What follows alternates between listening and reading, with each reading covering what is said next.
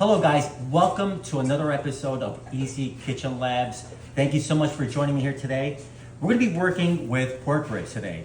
Specifically, these are St. Louis style pork ribs. And you can tell because of how big they are. They don't look like the skinny baby back ribs that many of us are accustomed to. But nevertheless, these are a great purchase because they're super affordable. I think I got these for just over $7. You can see how big it is. And if you do them right, you just can't go wrong. All right, so the first thing that we have to do with these is rinse them off. I usually don't rinse off beef, but when it comes to pork, I do give them a good rinse. I also make sure to pat them dry completely. Another important thing to remember is that ribs, whether they're baby back or St. Louis cut like this, they have this membrane. If I'm gonna be cooking these on the grill, I leave them on because the membrane creates a wonderful barrier for the heat, allows it to cook nice and slow. So the juices really work into the meat. But since I'm gonna be throwing these in the oven and I really want these to be fall off the bone tender, I'm gonna be taking it off. And there you go, that's all it takes. I took off the membrane. Looks pretty much the same except it loses that shine. But once it's gone, we can start putting together the dry rub that I'm gonna be putting on this. All right, so let me show you what I have here. We're gonna start off. We have garlic powder, onion powder, paprika, sugar, brown sugar specifically, salt, pepper, chili powder,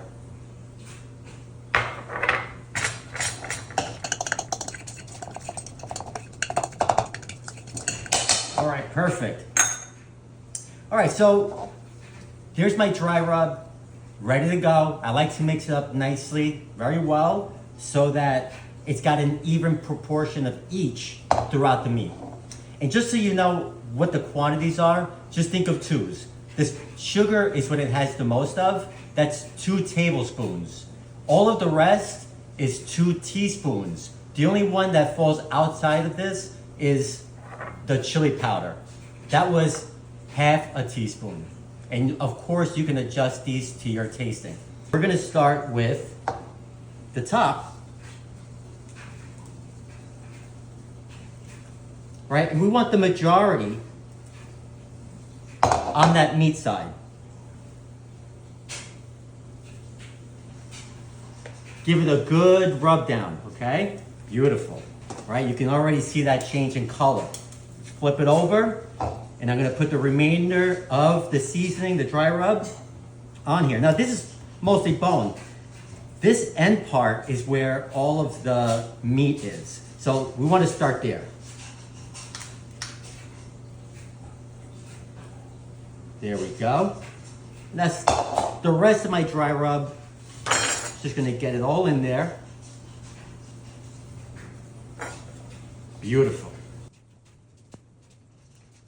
Okay, right, so that's the prep. That's how we're gonna season the ribs. The next part of this is to get this into aluminum foil and make sure that it's wrapped up tightly. When I say tightly, airtight. This is a mistake that many people make. They think they can just, I'll just, just close it off a little bit here or there. No, you don't want a single bit of steam to be escaping that aluminum foil. So I'm gonna go get my aluminum foil, make sure to rinse my hands off.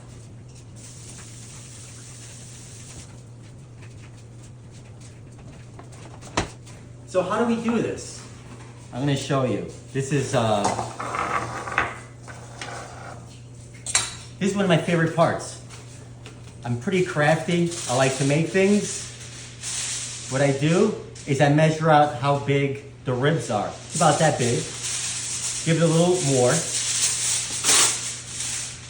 You always put the meat on the shiny side, not the other side. All right, so shiny side up. Then I take another strip of aluminum foil,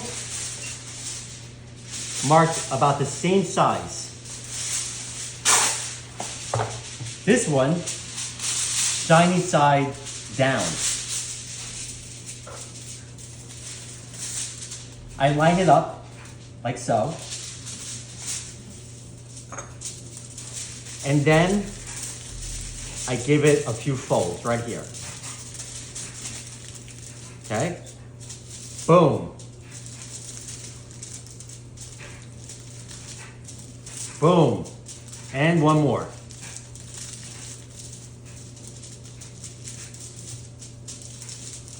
Boom.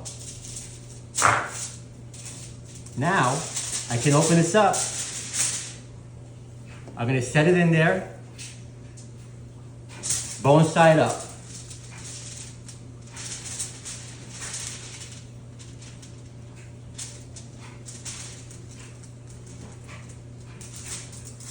Make sure it's all tucked in nicely. Get it closer to the center. Close it. And here, I'm gonna repeat the process on the other side. Boom. Halfway. Boom. And again. Boom. Okay. Now we got one of the edges.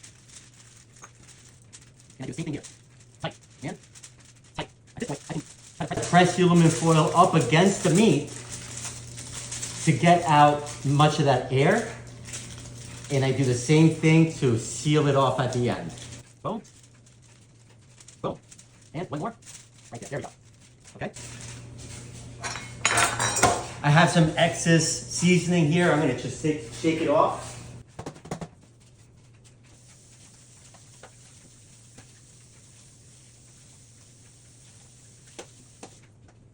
Right.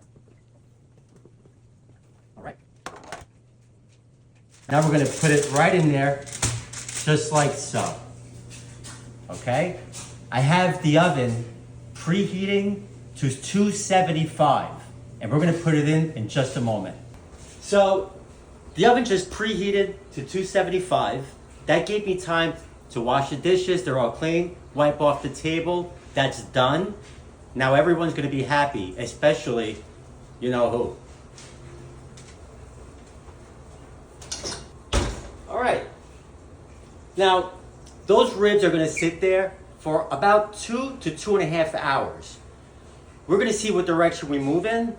The way that I usually gauge it is I like to look at how much the aluminum foil inflated. When it balloons really nicely, if it takes 2 hours or 2.5 hours, that's the right clock. Stay tuned. It's been about 2 hours and 45 minutes since I put those ribs into a 275 degree oven. So let's take a look at what we got right now. All right, look at that beautiful ballooning. That's exactly what we want to see. So we have this beautiful ballooning, which is what I'm looking for. It's time to open it up, see what it looks like. So it's pretty hot. You're gonna wanna definitely be careful here.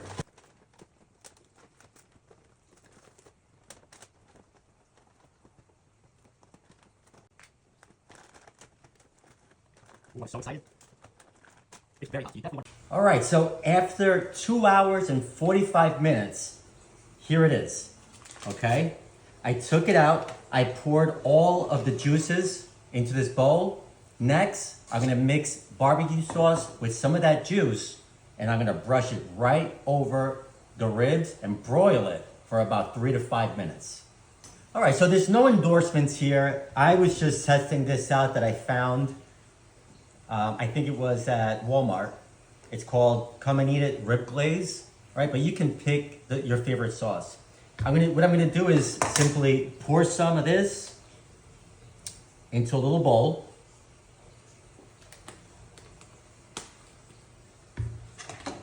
And then I'm gonna mix some of the juices from the ribs right into it. All right, not a whole lot.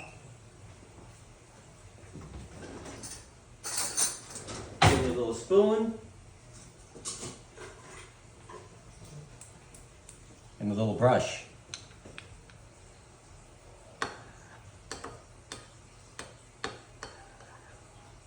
Okay. Let's give this a try. There we go. I just get into all the crevices, just like that. Tell you what, it smells really good. Right, take a little paint job. Okay, and that ought to do it.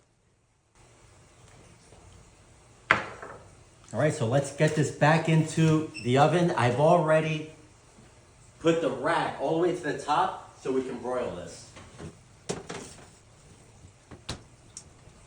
Stay tuned to see the final product. It's been about 4 minutes now. Let's take a look at what we got.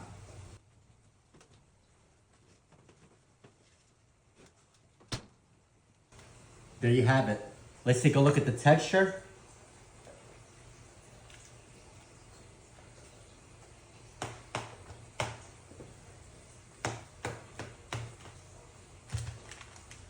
Trying to do it carefully without destroying it. Here's a rib. Here's the bone.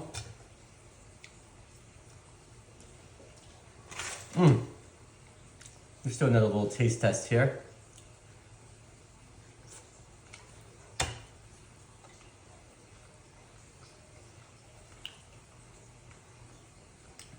Heavenly Bliss. Highly recommended.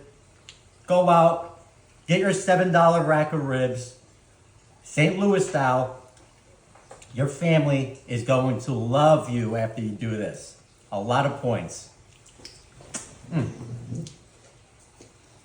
Till next time, please don't forget to like, follow, subscribe.